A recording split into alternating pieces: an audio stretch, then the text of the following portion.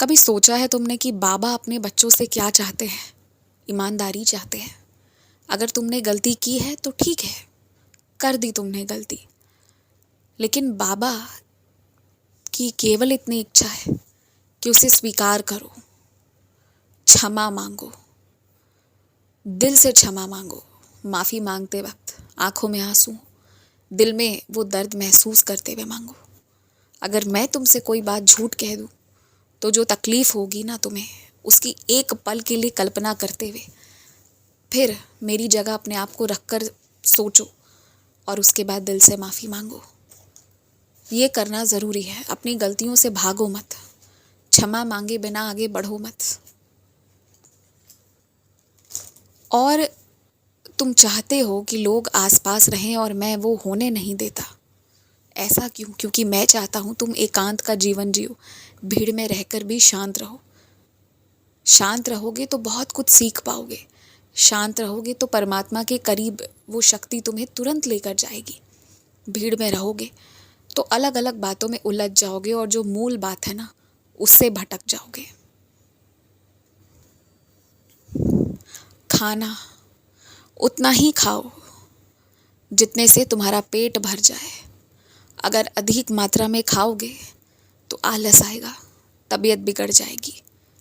और जब मौसम बहुत विपरीत हो तब तो तबीयत बिगड़ने की और भी ज़्यादा उम्मीदें बढ़ जाती हैं।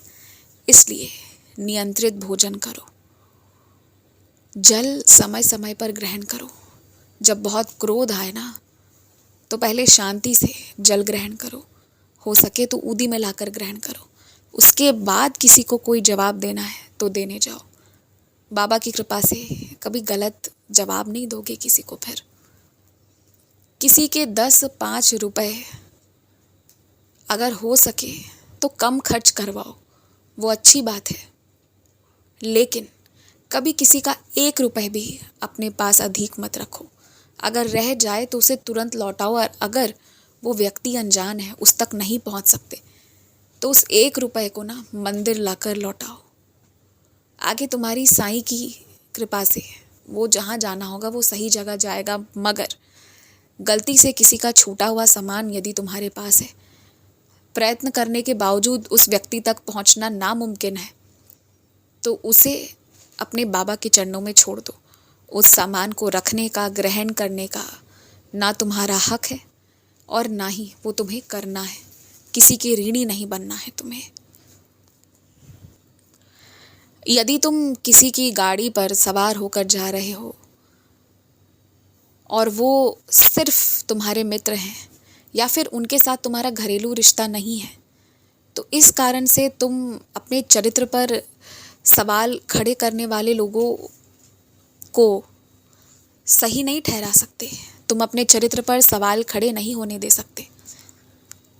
क्या हर दिन जब आना जाना करते हो तो जान पहचान वाले लोगों के साथ ही जाते हो? नहीं ना। चरित्र पर सवाल यूं नहीं उठाया जाता। और जब तक ऐसा कोई गलत काम ना हो तब तक किसी की चरित्र पर सवाल नहीं उठना चाहिए। तो तुम्हारी चरित्र पर भी सवाल नहीं उठना चाहिए।